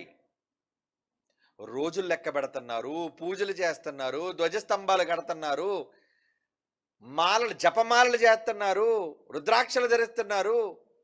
ఏంటి ఇవన్నీ? ఇవి కాదా విగ్రహములకు బలి ఇచ్చిన వాటిని తినునట్లును? నువ్వెంతసేపు విగ్రహానికి ఇస్తుంటే అదిగో ప్రసాదం ఇచ్చేశారు, అది ప్రసాదం కోసం చెబుతున్న మాట కాదురా నాయన. తప్పుగా మీరు దానికోసం డిస్కషన్లోకి దిగారు. భావం అర్థం కావాలి. భావం ఏంటా భావం? ఎలాంటి స్వభావం ఆ రోజు ఇశ్రాయేలీయులు అలవరిచారు. వాళ్ళు వాళ్ళ కాళ్ళ మీద పడిపోయారండి, వాళ్ళ దేవతల కాళ్ళ మీద పడ్డారు, నమస్కరించారు, హత్తుకున్నారు, పూజించారు, వాళ్ళ జనాంగంతో కలిసిపోయారు. మరి ఈరోజు మనం వీళ్ళు మొక్కట్లేదు అనుకున్నారా? అసలు వాళ్ళ ఆచారాలు తెచ్చుకోవడం వాళ్ళ కాళ్ళ మీద పడినట్టు, వాళ్ళ సూక్తులు తెచ్చుకోవటమే నువ్వు వాళ్ళ కాళ్ళ మీద పడినట్టు. ఏమండి, చివరికి ఎలాగే తయారయ్యారంటే, అది గది గది గది గది గది గదిగో మొత్తం వాళ్ళ యొక్క గ్రంథాల్లో యేసుప్రభు, భగవద్గీతలో యేసుప్రభు, వేదాల్లో యేసుక్రీస్తు, ఏమండి అదిగోండి చూడండి, పైన మరియమ్మ గారి ఫోటో, బాలయేసు కిందన పెద్ద యేసు, మొత్తం అందరూ ఉన్నారు ఇందులో. ఏమండి ఏటి గొబ్బెమ్మ పాటలు పాడుకొని, పసుపు దంచుతూ యేసుప్రభు పాటలు పాడుకొని క్రైస్తవ స్త్రీలు అక్కడ కూర్చొని చేసే ఆ విధానం, దేవుడు చెప్పాడా మీతో అలా చేయమని? ఇలా చేయమని చెప్పాడా? లేదే. అంటే లేని వాటిని బిలాము బోధగా, అదే విగ్రహములకు బలి ఇచ్చిన వాటి తినునట్లు, తినండి ఆ రోజు ఇశ్రాయేలు చేశారు, రండి తినండి, దేవతలకు మొక్కండి, మాతో కలవండి. ఆ రోజు ఇశ్రాయేలు చేసిన తప్పండి అది. అవునండి. ఇంకేం చేశారు తెలుసా అండి? ఇంతకు చేసింది ఎవరో కాదండి, ఇశ్రాయేలు చేశారు. 2 దినవృత్తాంతాల గ్రంథం చూడండి, 33 అధ్యాయం 3వ వచనం. 2 దినవృత్తాంతముల గ్రంథం 33 అధ్యాయం 3వ వచనం. ఇక్కడ ఇశ్రాయేలు రాజు అండి, ఇశ్రాయేలు రాజు అయిన మనష్షే చాలా మంది రాజులు పరిపాలించారు కదండి. యోధా రాజులు ఉన్నారు, ఇశ్రాయేల్ రాజులు ఉన్నారు. అందులో మనష్షే అనే ఇశ్రాయేలు రాజు ఏం చేస్తారటండి, ఇతడు తన తండ్రి అయిన హిజ్కియా పడగొట్టిన ఉన్నత స్థలములను తిరిగి కట్టించిన మొత్తం దేవతా ప్రతిమలు నిలబెట్టేశారట వీడు. హిజ్కియా తెలుసు కదండి. అలాంటి గర్భాన పుట్టిన వీడు ఏం చేశాడు, ఈ మనష్షే అనేవాడు తన తండ్రి అయిన హిజ్కియా పడగొట్టిన ఉన్నత స్థలాన్ని తిరిగి కట్టించి బయలు దేవతకు బలిపీఠములను నిలిపి, అదే బయలుపేరులో బయలుదేవత నిలిపి దేవతా స్తంభములను చూసారా, ఇక్కడెక్కడ హైదరాబాద్లో ఉంది, కావస్తే చూడండి. హైదరాబాద్లో దేవతా స్తంభం ఉందండి. అదే మన దేవత కాదండి, దేవుడు స్తంభం. ఎవరిదంటే యేసుప్రభు స్తంభం లేదా మరియమ్మ గారి స్తంభం. ఇలా మనుష్యుల మీద స్తంభాలను కట్టేసి, అది కూడా వెతకండి నాన్న ఒకవేళ హైదరాబాద్లో. ఇదిగోండి, వెరీ గుడ్, బాగా తీసారా, వెరీ గుడ్. క్లోజప్ చేయి నాన్న. అక్కడ సిలువ చూసారా, ఇదే స్తంభం అంటారు, దేవతా స్తంభము, ధ్వజస్తంభం అని హైందవ సోదరులు అంటారు. ఏమండి చూసారా, ఆ మీద సిలువ, అక్కడ ఆవరణంలో ఒక సిలువ, అంటే అది ఎక్కడో ఉన్నది కాదు, గుడి ఆవరణంలో ఉన్నది. ఇప్పుడు ఏం చేస్తున్నారు చెప్పండి సంఘాలు, వీళ్ళు క్రైస్తవులా, వీళ్ళు సంఘాలా? దయ్యముల బోధ అండి. ఇంకా విగ్రహములకు బలిగా అర్పించిన వాటి తిను తిను తిను అంటుందంటే వాళ్ళ ఆచారాలు చేస్తున్నామని అర్థం. ప్రసాదం తినడం కోసం కాదు ఇక్కడ. అయినా ప్రసాదం అర్పించిస్తారా లేదంటే ఏంటి? అర్పించిన వాటిని తినడం కోసం అన్నాడు. ఇప్పుడు మామూలుగా కనీస జ్ఞానం తిననా ఏమండి, అక్కడ ఏదో గొర్రెనో మేకనో అక్కడ బలిచ్చేసి తీసుకొచ్చి మీకు వండడం అంటే అసలు అది కరెక్ట్ కాదు. కానీ అలా వండి ఇచ్చారనుకోండి, అది అమ్మమ్మమ్మ మీరు అంటున్నారు. మరి వండి ఇంట్లో ఉండే లడ్డు ప్రసాదం ఏంటి, దేనికైనా బలిచ్చేసినవేంటి? ఏమండి జీవం కలిగిన వాటిని చంపితే బలివ్వడం అంటారు. ఇంటిలో పిండి వంటలు చేసి ప్రసాదం పేరట, ప్రసాదం అని వాళ్ళు పేరు పెట్టుకున్నారులేండి. అటుకులు, మీరు ఇంట్లో అటుకులు తింటలేదా? ఏమండి సున్నుండలు మీరు ఇంట్లో చేసుకుని తింటలేదా? నెయ్యిని చెప్పండి. మీ ఇంట్లో లడ్డూలు తింటలేదా మీరు? ఏమండి ఇంకేమో అంటారు కదండి, అందులో వాళ్ళు ప్రసాదంలో తెల్లగా ఉంటుంది, చలివిడి అంటారు. చలివిడి. మరి ఇంట్లో మీరు చలివిడి చేసుకోవట్లేదు. నేను ఎన్నోసార్లు చలివిడి తిన్నాను. అంటే దేనికి ఇస్తారా చలివిడి, ఎందుకు చేస్తారో తెలుసా అండి? అంటే కొన్నిసార్లు గర్భవతి బలంగా ఉండడానికి, లేదంటే శరీరంలో ఉన్న దౌర్బల్యాలు పోగొట్టడానికి చలివిడి చేస్తారు. అంటే మరి చలివిడి చేస్తే అది బలర్పించింది ఏంటి, అది బలర్పించిన వాటిని తిననట్లు అని దానికి తీసుకెళ్ళి లింక్ పెడతారేంటి వీళ్ళు? బైబిల్ అర్థం కాలేదు క్రైస్తవులకి, దానికోసం డిబేట్లు, దానికోసం పోటీలు, దానికోసం పెద్ద పెద్ద గొడవలు. ఏమంటే ఒకడి మీద ఒకడు బురద జల్లుకోవడం, తిట్టుకోవడం, కేకలేసుకోవడం, టాట్ నువ్వెంత నేనంత, చివరికి మనం అంతా ఒక్కటే. మరి ఏది నిజం మీరే తెలుసుకోండి. ఏంటిది? ఏమైపోయింది క్రైస్తవ్యం? దయ్యములకు బలిగా అర్పించిన వాటిని తినునట్లు, అంటే నీలో ఈ స్వభావం కలిగిన వాళ్ళు ఉన్నారు. ఎవరైతే ఇటువంటి ఆచారాలు చేస్తున్నారో, ఎవరైతే వాళ్ళ దేవీ దేవతల్ని పొగుడుతున్నారో, లేదంటే వాళ్ళకి సాష్టాంగ నమస్కారం చేస్తున్నారో, వాళ్ళ ఆచారాలను తెచ్చుకుంటున్నారో, ఆ రోజు ఇశ్రాయేలు అదే చేశారు. ఏమండి అదే వీడు చేశాడు చూడండి. అదే మనష్షే రాజు ఇశ్రాయేలు రాజు కోసం చెప్తున్నాడు చూడండి. 2 దినవృత్తాంతాల గ్రంథం 33:3 అండి చదువుతున్నాం మనం.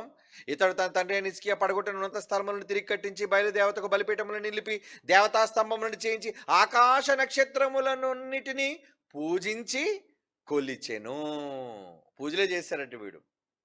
ఏమండి ఇదండి బైబిలులో భిన్నమైన విగ్రహములకు బలిగా అర్పించిన వాటిని ఆ రోజు ఇశ్రాయేలు చేసిన దానిని ఇక్కడ పోల్చి చెబుతున్నాడు రూపకాలంకారంగా. అంతే, రూపకాలంకారంగా చెబుతున్నాడండి. న్యాయాధిపతుల గ్రంథం 3వ అధ్యాయం చూడండి 5వ వచనం ఎన్ని మాటలు ఇశ్రాయేలు చేసింది. ఇశ్రాయేలు చేసిన న్యాయాధిపతుల గ్రంథం 3:5 నుంచి. కాబట్టి ఇశ్రాయేలులు కనానీయులు, హిత్తీయులు, అమోరీలు, పెరిజీలు, హివ్వీలు, యెబూసీలు జనుల మధ్య నివసించుచు వారి కుమార్తెలను పెండ్లి చేసుకొనుచు వారి కుమారులను మన కుమార్తెలకు ఇచ్చుచు వారి దేవతలను పూజించుచు వచ్చిన మెయిన్ ఏంటంటే దేవతలను పూజించడానికి అలవాటుపడిపోయారు వీళ్ళు. వాళ్ళ ఆచారాలు తెచ్చేసుకున్నారు. మంచి రోజులు చూస్తున్నారు, తిథులు చూస్తున్నారు, నక్షత్రాలు చూస్తున్నారు, పాలు పొంగించుకుంటున్నారు. ఇవన్నీ చేస్తున్నారా? ఇవన్నీ చేస్తున్నారు. ఆ రోజు ఇశ్రాయేలు చేశారు.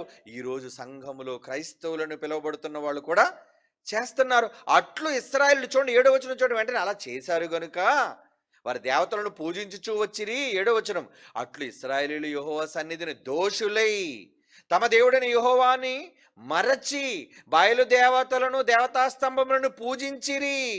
అందును గూర్చి యెహోవా కోపం ఇశ్రాయేలు మీద మండగా, అందుకని కోపం వచ్చేసిందండి. అదండి దయ్యములకు బలిగా అర్పించిన వాటిని తినడం అంటే ఇశ్రాయేలు ఆ రోజు చేసిన తప్పు భావం. ఈరోజు ఎవరినో కొలవట్లేదు, మేము ఎవరికి మొక్కట్లేదు కదండి అనుకుంటున్నారా? వాళ్ళ పద్ధతులు, వాళ్ళ ఆచారాలు ఎవరైతే సంఘాలలో అమలు చేస్తున్నారో వాళ్ళంతా బలర్పించిన వాటిని తినడానికి ప్రేరేపిస్తున్నట్టే. అంతేగాని ఏదో బలర్పించింది వండితే తినటం తప్పు కాదు. ఒకళ్ళు తినటం తప్పు అయితే పౌలు గారు మాట చూడండి ఏమందో. పౌలు గారు ఏమన్నారండి చూద్దారా? పౌలు గారు మాట చూస్తారా? చూడండి. కొరింథీయులకు రాసిన మొదటి పత్రిక 8వ అధ్యాయం 4వ వచనం. ఏమండి? కొరింథీయులకు రాసిన మొదటి పత్రిక 8వ అధ్యాయం 4వ వచనం. కాబట్టి విగ్రహములకు బలి అర్పించిన వాటి తిరుట విషయం పౌలు గారు రాస్తున్నారు. లోకమందు విగ్రహము వట్టిది, అందులో ఏమీ లేదయ్యా, అందులో ఏమీ లేదు. ఒక్కడే దేవుడు తప్ప వేరొక దేవుడు లేడని తెలుసు కదా మీకు. 7వ వచనం. అయితే అందరి యందు జ్ఞానం లేదు. 7వ వచనం అదే అధ్యాయం. అందరి యందు జ్ఞానం లేదు, కొందరు ఇది వరకు విగ్రహమునకు ఆరాధించిన వారు గనుక. అంటే కొరింథీయులు అన్యులు కదండి. కొరింథియన్స్ అంటే ఎవరు? యూరోపియన్స్ అండి. వాళ్ళు ఇశ్రాయేలు కారు. వాళ్ళు కొరింథీలో ఉన్నవాళ్ళు. కొరింథియన్స్ అంటే ఎవరనుకున్నది? గ్రీకులండి, గ్రీసు దేశం. అందులో కొరింథ్ ఒక పట్టణం. వాళ్ళ దేవతలే థార్ అనే ఒక దేవుడు, తర్వాత జ్యూస్ అనే ఒక దేవుడు, అర్తమి అనేది ఒక దేవత. వాళ్ళకి ఇలా చాలా మంది దేవతలు వాళ్ళకు ఉన్నారు. వాళ్ళు కూడా ఇలాంటి దేవతల నుంచి నమ్మి వచ్చిన వాళ్ళు, అంటే క్రీస్తు ప్రభువులోనికి వాళ్ళ యొక్క దేవతా విగ్రహాలన్నింటినీ విడిచిపెట్టి వచ్చిన వాళ్ళు. ఇంకా ఏ నమ్మకాలు వాళ్ళలో ఉండిపోయాయి? ఏమండి ఏ ఉండిపోయి అంటే అదే పౌలు గారు చెప్తున్నారు 7వ వచనంలో. మారిన వాళ్ళందరిలో ఈ జ్ఞానము లేదు. కొందరు ఇది వరకు విగ్రహమునకు ఆరాధించిన వారు. వాళ్ళు ఎవరు? కొరింథీయులు. లేదా ఒకప్పుడు ఇతర దేవతల్లో విగ్రహాలకు పూజించిన వాళ్ళు. ఏమండి? కొందరు ఇదివరకు విగ్రహములకు ఆరాధించిన వారు కనుక తాము భుజించు పదార్థములు విగ్రహములకు బలియబడినవని ఎంచి భుజించెదరు.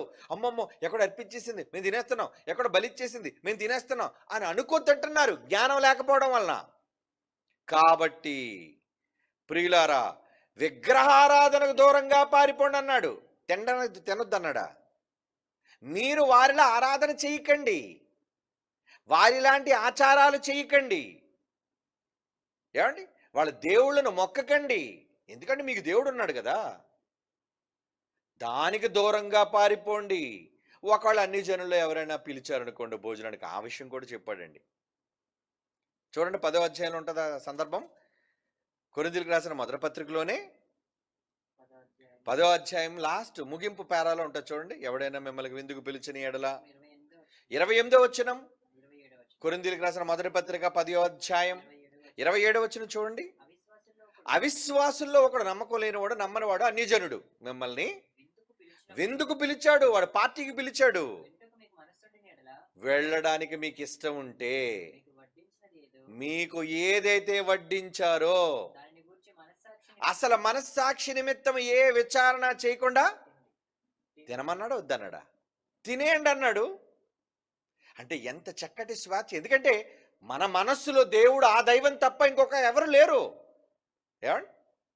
ఏమంటే మనం కట్టుకున్న భార్య నమ్మకమైనది అనుకుంటే ఎక్కడికైనా వెళ్తానన్నది అనుకోండి, ఉండు నేను వస్తాను నీతో పాటు అనేది భర్త ఎందుకంటాడు? నీ మీద డౌట్ కాబట్టి.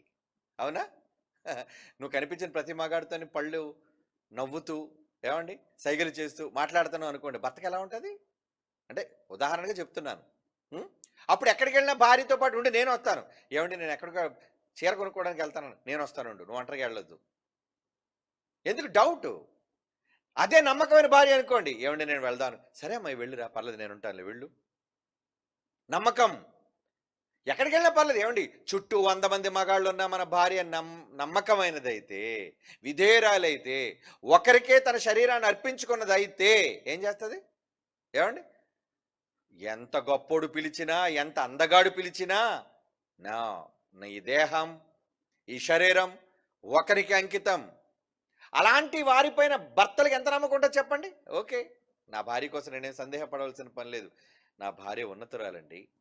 అప్పుడు ఎక్కడికైనా నువ్వు పంపిస్తావు ధైర్యంగా. ఇక్కడ కూడా అది గుర్తుపెట్టుకోండి, ఇక్కడ కూడా క్రైస్తవులైన మనల్ని ఏమన్నాడు తెలుసా? నువ్వు ఎవరైనా ఎక్కడికైనా వెళ్ళాలనుకుంటావా, వెళ్ళు, విందుకు పిలిచాడు, వెళ్ళు. నువ్వు వెళ్ళినంత మాత్రాన్ని తినేసి వాళ్ళు దేవతల మీద పడిపోతావు ఏంటి? పడవు. భోజనం మీద కదా పెడుతున్నారు, నీకు వడ్డించిందేదో ఆలోచించకుండా తిను. తిను అంటే అది బలర్పించినది అనా? కింద చెప్తున్నాడు చూడండి, ఎవడో మనలాంటి బలహీనుడు అక్కడ వచ్చి ఆడేమన్నాడట, అయితే ఎవడైనా వాడి కోసం ఎవడైనా వచ్చి ఒకళ్ళు అలాగా ఆ పూజల్లో ఆ కార్యక్రమంలో ఏదో బలిచ్చింది నువ్వు వండుకొని నీకు పెడుతుంటే ప్రసాదమే అనుకుంటే, నువ్వు ఇది బలర్పించింది, వాళ్ళ యొక్క పూజల్లో బలర్పించింది అయ్యా, నువ్వు తినేస్తున్నావేంటి అని అంటే, అట్లు తెలిపిన వాని నిమిత్తం, వాడి మనస్సాక్షి నిమిత్తం నేను మానేమన్నాడు, కానీ నువ్వు తినడం తప్పన్నాడా? పౌలు గారి భావం చూడండి, వాడి కోసం అలా చెప్పాడంటే నీ అంత డెవలప్డ్ మైండ్ కాదు. ఏమంటే నిజంగా మన భార్య ఎవరైనా కనబడ్డారు, మాట్లాడుతుంది అనుకోండి, నమ్మకమైన వాడు ఏమనుకుంటా తెలుసా అండి, అంటే ఎవరితోనో మాట్లాడిస్తే వెంటనే తప్పుడుగా నువ్వు ఎందుకు చూడాలి? అతడు స్నేహితుడా, లేదంటే బంధువా, అన్నదమ్ముడవుతాడా, పరిచయస్తుడా? మాట్లాడినంత మాత్రాన వెంటనే ఆమెను శీలాన్ని శంకిస్తే ఎలా? ఇక్కడ కూడా చాలా మంది తింటుంటే అమ్మమ్మమ్మ తినేస్తున్నారేంటి, ఇదంతా తప్పు అని, ఎందుకంటే వాడు మరీ అంత బొత్తిగా బలహీనుడు అనమాట. వాడు అలా అన్నాడు కాబట్టి, ఏమండి అలా అన్నాడు కాబట్టి వాడి కోసం నువ్వేం చేయాలి? పోన్లే, నువ్వు మానేలేనన్న, వెళ్ళమన్నది ఈయనే, తినమన్నది ఈయనే, అంటే వెళ్ళటంలో తప్పు లేదా? లేదు. తినటంలో తప్పు లేదా? లేదు. వెళ్ళు, తిను. ఎవడో చెప్పాడు బలహీనుడు, ఇంకా ఆయన పోగొట్టుకోవడం ఎందుకని, సరే వాడి కోసం మానేలే. ఎందుకంటే కటిక వాని అంగడిలో అమ్మునదేదో నువ్వు దాన్ని నిరభ్యంతరంగా తినవచ్చిన పై మాటలు అంటాడు చూడండి. అదే కొరింథీయులకు రాసిన మొదటి పత్రిక 10వ అధ్యాయం 25వ వచనం, మనస్సాక్షి నిమిత్తం ఏ విచారణను చెయ్యొద్దు, కటిక వాని అంగడిలో అమ్మునదేదో దానిని నువ్వు తిను. కటిక వాని అంగడిలో అంటే బజార్లో అమ్మినది ఏదని తినొచ్చా? మరి ఏమోనండి, ఇది హలాల్ చేసిందేమో, ఇది పూజ చేసిందేమో, ఇది వాళ్ళ దేవతల దగ్గర పెట్టిందేమో. ఎందుకంటే వాళ్ళ దేవుళ్ళ దగ్గర పెడతారండి. ఇప్పుడు వాళ్ళ దేవుడు కొబ్బరికాయ కొడతారండి, కొట్టనివ్వండి, వాళ్ళ ఆచారం. సరే, ఎందుకంటే మన యేసుప్రభు ముందు కూడా కొబ్బరికాయలు పెట్టారు, చూసారు కదా. ఏమండి ఇప్పుడు ఆ కొబ్బరికాయతో చట్నీ చేశారనుకోండి, తినరా? ఏమండి, అమ్మమ్మ ఇది పగలగొట్టిన కొబ్బరికాయ, ఇది అక్కడెక్కడో పెట్టింది, ఇది నేను తిన్నా అంటే నీకు తెలియకుండా ఎన్నో హోటల్స్లో కొబ్బరికాయలు చట్నీ చేస్తున్నారు, మీకు తెలుసా? కొబ్బరి చట్నీ. మరి అక్కడ పగలగొట్టినవన్నీ ఏం చేస్తారు? పారేస్తారేంటి? పారేయకూడదు కదా, దేవుడు ప్రకృతి, అది దేవుని కష్టం. ఆ వచ్చిన దాన్ని వండుతున్నారు, తిను, తప్పే ఉంది అందులోని. మరి ఇది పూజ చేసి వచ్చిందే అంటే నువ్వు ప్రతి చట్నీని చెక్ చేస్తావా? ఏ హోటల్కి వెళ్ళినా కొబ్బరి చట్నీ పట్టరావాయి అంటా వాడితోని. ఏమండి, మరి ఆ కొబ్బరి చట్నీ అంతా ఎక్కడి నుంచి వచ్చింది అనుకున్నావు? ఈరోజు మనం బ్రతుకుతుంది హిందూ దేశంలోనండి, హైందవులు ఎక్కువగా ఉన్న సమాజంలోనండి. మరి వాళ్ళు పగలగొట్టిన కొబ్బరికాయలన్నింటినీ పాడు చేయకుండా చక్కగా సప్లై చేస్తుంటారు, ఎవరో ఒకళ్ళు తీసుకెళ్ళాలి కదండి. మరి అవన్నీ ఆ హోటల్స్ వాళ్ళు ఇంచుమించు ఆ హోటల్స్ వాళ్ళందరూ క్రైస్తవులా ఏంటి? నువ్వు వెళ్ళే రెస్టారెంట్ ఎవరైతే ఉందో అది క్రైస్తవుల రెస్టారెంట్ కాదని బొమ్మ చూసి వెళ్తావు, నువ్వు వెళ్ళవుగా. మరి అది హైందవులది, ముందు పూజ చేసే మొదలు పెడతాడు, అక్కడికి వచ్చే కొబ్బరికాయలు పూజ నుంచి వచ్చినవే, అన్నీ వచ్చినవే. మరి అవన్నీ హ్యాపీగా నువ్వు చట్నీ చేసుకొని తింటున్నావు, పూజ చేసిన బియ్యం తింటున్నావు, హలాల్ చేసిన మాంసం తింటున్నావు, పూజ చేసిన కోడిని తింటున్నావు, అన్నీ తిని ఇక్కడేమి నీకు దోషం ఉంది? అంటే తినేసినంత మాత్రం నువ్వు బలిపీఠం మీద అర్పించింది తినేసినట్టేనా? కాదక్కడ. నువ్వు కూర్చొని మాట్లాడినంత మాత్రాన ఎలాగైతే తప్పు కాదో ఆమె యథార్థవంతురాలైతే, ఇక్కడ నువ్వు కూర్చొని భోజనం చేసినంత మాత్రాన నువ్వు నీ ప్రభువుని మనస్సులోంచి చెరిపేసుకున్నావా ఏంటి? చెప్పండి. ఎక్కడో రెస్టారెంట్కి వెళ్ళి భోజనం చేసావండి. మన దేవుడు ఎవరని నమ్ముతాం మనం? యేసు ప్రభు నా దేవుడు. నువ్వు నమ్మే గ్రంథం ఏది? బైబిల్ నా గ్రంథం. అలాంటప్పుడు నువ్వు ఎక్కడికి వెళ్తే ఏంటి, ఏది తింటే ఏంటి? నువ్వు తినే దాంట్లో ఏమి లేదు, అది ప్రకృతి. అందుకే ఎందాడ ఎందాడ మనం చదివిన మాటలు ఏముంది 25వ వచనంలో, భూమియు దాని పరిపూర్ణత ప్రభు అయ్యి. మేక ఎవరు కలుగు చేశారు? ప్రభు. అవునా? కోడిని ఎవరు కలుగు చేశారు? ప్రభు. కొబ్బరికాయని ఎవరు కలుగు చేశారు? ప్రభు. ప్రతిదీ నువ్వు భూమి మీద అనుభవిస్తున్న ప్రతిదీ దేవుడు చేయగా వచ్చినది. దాన్ని తినయ్యా, స్వీకరించయ్యా, అది నీ దేవుడివి అని. ఇంకోటి ఏమన్నా తెలుసా? ప్రార్థన చేసి ఏది తిన్నా అది పరిశుద్ధపరచబడుతుంది అంటున్నాడు. చూడండి, నీలో మనస్సులో ఒకవేళ సందేహాలు ఉంటే, ఇందులో మలినాలు ఉన్నాయని నువ్వు అనుకుంటే ఏమంటున్నాడు తెలుసా అండి? 1 తిమోతి పత్రిక 4వ అధ్యాయం 4వ వచనం చూడండి. 1 తిమోతి పత్రిక 4వ అధ్యాయం 4వ వచనం, దేవుడు సృజించిన ప్రతి వస్తువు మంచిది. ఈ మేక చెడ్డదే నువ్వు కూడా అనడానికి అంటే, ఎక్కడో దాని కత్తితో కోసినంత మాత్రాన, బలేర్పించినంత మాత్రాన చెడ్డదైపోతుందా మేక? ఎక్కడో కొబ్బరికాయ కొట్టినంత మాత్రాన ఆ కొబ్బరికాయ చెడ్డదైపోతుందా? లేదు, లేదు. దేవుడు సృజించిన ప్రతి వస్తువు మంచిది, కృతజ్ఞతాస్తుతులు చెల్లించి పుచ్చుకుని ఎడల ఏది నిషేధింపదగినది కాదు. దేవుడికి థ్యాంక్స్ చెప్పు తినయ్యా. ఆరోగ్యవంతమైన భోజనం కదా, విషం కాదు కదా అది. ఎందుకంటే 5వ వచనంలో అన్నాడు, అది దేవుని వాక్యము వలన మీరు చేసిన ప్రార్థనల వలన పవిత్రపరచబడుచున్నది. పవిత్రం, పవిత్రం, పవిత్రం. దేవుడే పవిత్రం చేస్తుంటే నువ్వెందుకు అపవిత్రం అనుకుంటున్నావు దాన్ని? అది ఒట్టిదని అన్నాడు కదా దేవుడు, అందులో ఏమీ లేదని చెప్పాడు కదా. అంటే నువ్వు అవిశ్వాసివి, అపనమ్మకస్తుడివి. ఏదో తినకూడదు, ప్రసాదాలు తినకూడదు అని రోజు ఎంతమందిని దూరం చేసుకుంది క్రైస్తవ్యం, శత్రువులు చేసుకుంది. ఎప్పటికీ సంఘాలు ఈ ఆచారం చేస్తున్న వాళ్ళు ఉన్నారు. ఏమండి మీరు ఏమి ఇచ్చినా తింటామండి, కానీ ప్రసాదం ఇస్తే మాత్రం తినమండి. నిన్ను చంపడానికి విషమిస్తే తప్పు, కానీ వాళ్ళు శుభ్రంగా తయారు చేసిన ఏది తయారు చేసి ఇస్తే నీకేంటయ్యా? లడ్డు ఇస్తే పాపమా? చెలివిడిస్తే పాపమా? ఏమండి వాళ్ళు ఉగాదికి పచ్చడి చేస్తారండి, అది మంచిదే కాదా నీకు చెప్పండి? ఏమండి మామిడి పువ్వు వేస్తారు, ఏమండి బెల్లం వేస్తారు, కొబ్బరి వేస్తారు, రకరకాల ఏవో ఐటమ్స్ వేస్తారు. నిజంగా అది కడుపుకి చాలా మంచిది. విషం ఇచ్చి చంపాడు ఎవడు నిన్ను? అమ్మమ్మ ఇది పండగకి సంబంధించింది కాబట్టి నేను తినండి అంటే, ఒక పిచ్చోడు, ఆ మామిడి పువ్వు అయినా, ఆ బెల్లం అయినా, ఆ నీళ్ళైనా ఇవన్నీ దేవుడు ఇచ్చినవి. నువ్వు ఇలా చెప్పడం వల్ల వాళ్ళు తృణీకరిస్తున్నావు, వాళ్ళని అసహించుకుంటున్నావు, వాళ్ళు దూరం చేస్తున్నావు. అంటే సంఘాలలో ఎలాంటి వాళ్ళు ఉన్నారు చూసారా? బిలాము బోధ అంటారు దీన్నే, బిలాము బోధ. బిలాం బోధ అంటే ఇప్పటివరకు ఎవరికి అర్థం కాలేదు ఏంటి అనేది. ఇలాంటి వాళ్ళు, వీళ్ళకి బిలాం బోధ చేసేవాళ్ళు ఎవరనుకున్నారు? క్రైస్తవులే, సేవకులే, వాక్యోపదేశకులే, ప్రసంగికులే చెప్తుంటారు. మళ్ళీ ఇదంతానా? అమ్మమ్మ మనం తినకూడదండి, అందులో ఏదో ఉంది. దేవుడేమో వట్టిదయ్యా ఏమీ లేదంటే, అమ్మమ్మ ఏదో ఉందండి అందులోనే. ప్రతి దానికి అనుమానం. నీ భార్యను కూడా అలాగ అనుమానిస్తాను, ఏదో ఉందండి దీనిలో అని. ఏముండదు? మంచిదాన్ని కూడా అనుమానిస్తే ఆత్మహత్య చేసుకుని చచ్చిపోద్ది. అవునా? మంచిదాన్ని కూడా ప్రతిసారి మాటి మాటికి నువ్వు వేలెత్తి నువ్వు చెడ్డదానివి, నువ్వు దుష్టురాలివి, దుర్మార్గురాలు అంటే ఏమవ్వాలి? ఏమండి మనస్సాక్షి కలిగిన ఎవరైనా సరే బ్రతకలేక ఆత్మహత్యలు చేసుకోండి. ఇంత అవమానం నేను ఎందుకు భరించాలి అని. దేవుని పిల్లలారా, ఈరోజు సంఘం మీద మోపుతున్న నేరాలు ఏంటో అన్నది అంటే ఇంకా సబ్జెక్ట్ అయిపోలేదు సుమా, ఉంది. ఎందుకంటే ఈ పెర్గమ సంఘం ఎలాగైతే ఉందో తర్వాత వచ్చే సంఘంలో కూడా ఇదే విగ్రహారాధన కోసం చెప్పాడు మరలా. ఎందుకంటే అది కూడా క్లియర్ చేస్తారు, కంగారు పడకండి.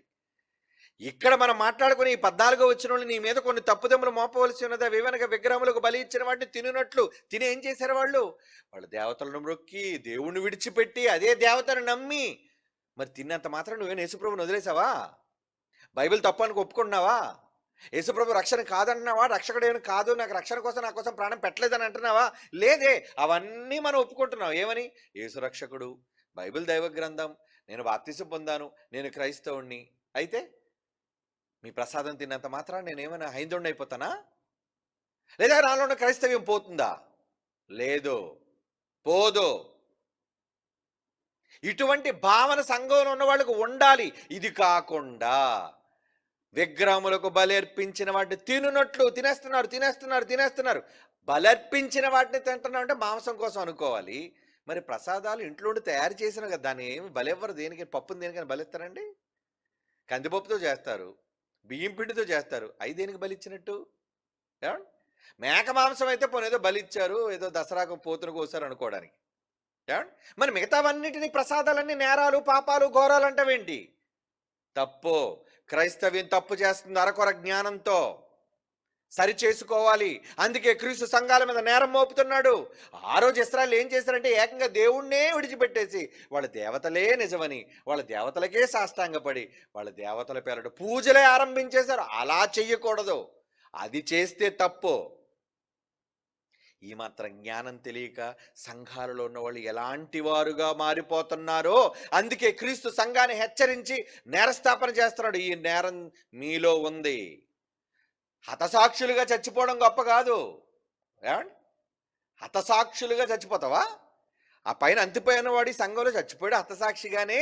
అంటే మేము హతసాక్షులు ఉన్నారు మా సంఘంలో గొప్పగా చెప్పుకొని నువ్వు విగ్రహాలకు అర్పించింది తిన్నో నేనంటే ఇంక నీలో ఏం భక్తి ఉంది?